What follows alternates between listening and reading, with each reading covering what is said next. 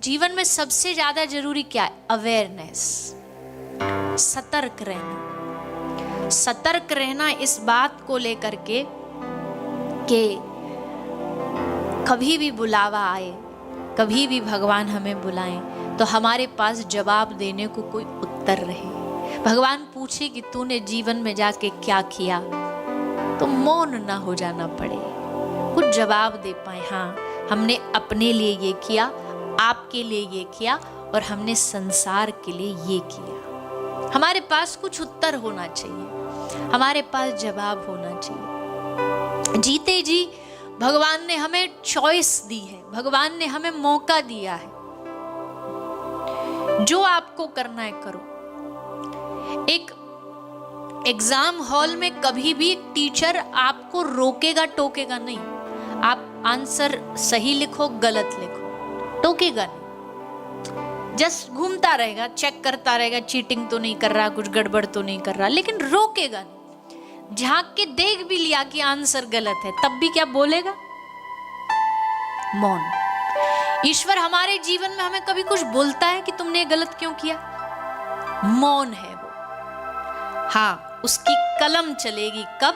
जब answer sheet उसके हाथ में आएगी। अब उसका काम है पेन पेपर उठा करके नंबर देना, मार्क्स, फेल और पास का निर्णय करना। जीवन में भगवान ने हमें इतनी आजादी दे दी, कुछ भी करो, कुछ भी करो, जैसा जीना है जियो। कोई पशु की तरह जी रहा है, कोई पशु से बदतर जी रहा है, कोई देवता की तरह जी रहा है, कोई मानव की तरह जी रहा है। अंत में भगवान की कलम उठेगी जब सब कर्मों का हिसाब दिया जाएगा, सब कर्मों का फल दिया जाएगा। जब भी हम कोई कर्म करें ना, तो ये सोच के करें कि जब भगवान को जवाब देना होगा तो क्या मुंह दिखा पाएंगे, क्या नजर से नजर मिला पाएंगे। ऐसा कर्म करें कि भगवान के सामने छुपना ना पड़े, भगवान के सामने नजर ना छुपानी पड़े। तो उस जीवन को बनाने का काम भगवान की कथा करती है। हम एक प्रकार का, हमारा जीवन माटी है। इस मिट्टी को आप घड़ा बना लो, इस मिट्टी को आप सुराही बना लो, इस मिट्टी से आप हुक्का चिलम बना लो। मिट्टी तो बस पड़ी है आपके हाथों के सामने, जो मन चाहे बना लो। ठाकुर जी ने भी कहा, मैंने तुझे जीवन दे दिया, अब इस जीवन को जो बनाना है वो तू बना ले। कोई यहाँ बैठ करके भगवान की कथा सुन करके अपना जीवन बना रहा है, कोई कहीं किसी दूसरे कार्यों में पड़ा पड़ा अपने जीवन को व्यर्थ कर रहा है। भैया, एक बात तो सबको समझ लेनी चाहिए कि ये मानव जीवन, वास्तविकता तो ये है कि बार बार नहीं मिलेगा।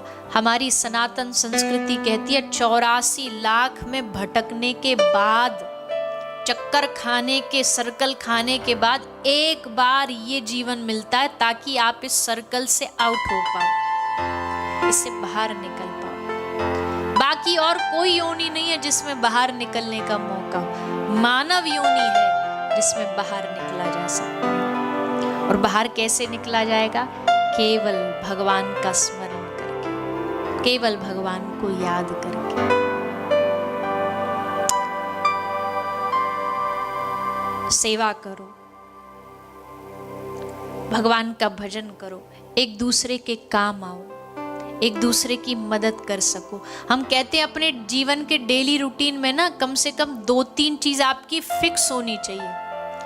वो चीज आपके जीवन से कभी जानी नहीं चाहिए, डेली रूटीन में फिक्स होना चाहिए। सुबह उठ करके थोड़ा दाना डाल करके आओ, सुबह उठ करके भोजन बनाओ, पहली रोटी गाय को दे करके आओ। जीवन में दिन में एक कोई ऐसा व्यक्ति हो जिसके आप चेहरे पर, जिसके आप जीवन पर मुस्कुराहट लाओ, कुछ उसकी मदद करके, कुछ उसका थोड़ा सहायता सहयोग करके। ये जीवन के रोज के नियम में शामिल होना चाहिए। जैसे हम रोज के नियम में डॉक्टर हमें बताता है इतना पानी पीना ही पीना है, इतना भोजन करना ही करना है, इतना प्रोटीन लेना ही लेना है, तो वैसे ही जीवन के कर्म में क्या क्या जोड़ना है ये भी भागवत जी हमें सिखाती है, ये भी भगवान की कथा हमें सिखाती है। तो ये प्रयास भागवत के द्वारा हम सबको प्रदान किया गया है। हम सब हर वर्ष की भांति इस साल भी एक अलग देश में आए भगवान की कथा सुनाने के लिए। खुद भी सुने, आसपास के पूरे वातावरण को भी भगवान की कथा सुनाए, नाम संकीर्तन सुनाए, ताकि उन सब का कल्याण हो। जीवाणु, कीटाणु, जीव जंतु केवल भागवत जी के कहने मात्र से कहते पूरे ब्रह्मांड का, पूरा ब्रह्मांड पवित्र हो जाता है। भागवत जी में इतनी शक्ति है, इतनी ताकत है। तो भागवत जी जब संपूर्ण ब्रह्मांड को पवित्र कर सकती है, तो भागवत जी हमें भी पवित्र करेंगे, हमारे चित्त को, हमारे मन को पवित्र करेंगे, ऐसी आशा लेके। और देखो 7 दिन जैसे हमने कहा था ना कि ठाकुर जी की दृष्टि हम पर पड़ती पड़ती, भगवान देखते ही देखते एक बार तो उनकी नजर हम पर पड़ेगी पड़ेगी कि ये क्या कर रहा। भगवान ने देखा, इससे बड़ा क्या हो सकता। हम कई बार दृष्टांत देते, मैया बिहारी जी गई और बिहारी जी के दर्शन थोड़े अंदर हैं। वृंदावन के सभी दर्शन ठाकुर बड़े भीतर भीतर अंदर घुसे हुए हैं, तो ज्यादा ढंग से दिखते नहीं, और जो थोड़ा बुजुर्ग हो उसके और नहीं दिखते। तो मैया क्या हाथ में दूरबीन लेकर के गई और दूरबीन लेके बिहारी जी का दर्शन कर रही है। अब दूरबीन लगा तो ली अम्मा ने आंख पे, पर दूरबीन लगाई कैसे? उल्टी उल्टी लगाई, आंख वाली उधर कर ली और उधर वाली आंख पे कर ली। तो किसी ने कहा अम्मा तुमने दूरबीन गलत लगाई है, ऐसे नहीं लगाई जाती, उल्टी लगाई जाती है। अम्मा बोली बेटा ये होशियारी तू अपना अपने पास ही रख, मैंने जानबूझ के लगाई है। क्यों? मैं इधर की तरफ लगाती तो मुझे वो दिखाई देता, पर मैंने उसकी तरफ लगाई कि ले तू देख ले कि मैं यहाँ आई हूं, तू देख कि मैं यहाँ विराजमान हूं। वैसे आप सब भी ठाकुर जी को कह सकते हो, बड़े हक से कह सकते हो कि देखो सुनो, यहाँ बाली में दुनिया आती है मौज मस्ती करने, पर हम वो छोड़ करके आपकी कथा सुन रहे हैं। एहसान नहीं है ये, पर हाँ तुम्हें बता तो दें, तुम्हें पता तो रहे, तुम्हारी जो दृष्टि है वो हम पे पड़े तो, कि देखो हम आपकी कथा यहाँ भी बैठ के श्रवण कर रहे हैं, हम आपकी कथा यहाँ भी गा रहे हैं। भगवान को इससे अच्छा और कुछ भी नहीं लगता। जब भगवान देखते ना कि कोई मुझे याद कर रहा है, भगवान की प्रसन्नता सबसे ज्यादा उसमें। और हम भगवान को याद कर रहे हैं, इसका मतलब एक बहुत प्यारी पंक्ति है, शायद हमने पहले भी सुनाई होगी।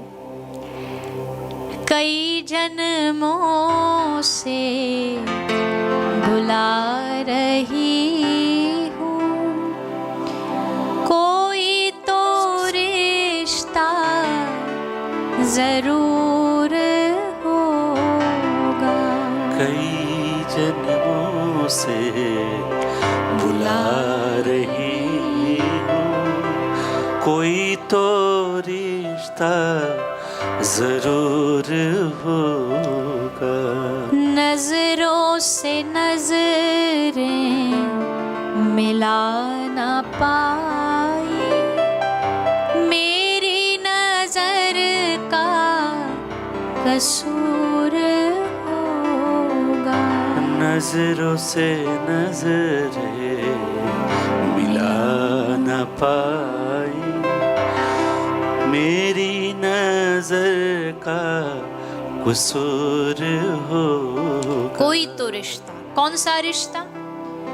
तुम ही तो मेरे मात पिता हो, तुम ही तो मेरे मात पिता हो, तुम ही तो मेरे मात पिता हो, तुम ही तो मेरे मात पिता हो, तुम ही तो मेरे बंधु सखा हो, तुम ही तो मेरे बंधु सखा हो। इतने नाते तुम संग जोड़े, इतने नाते तुम संग जोड़े,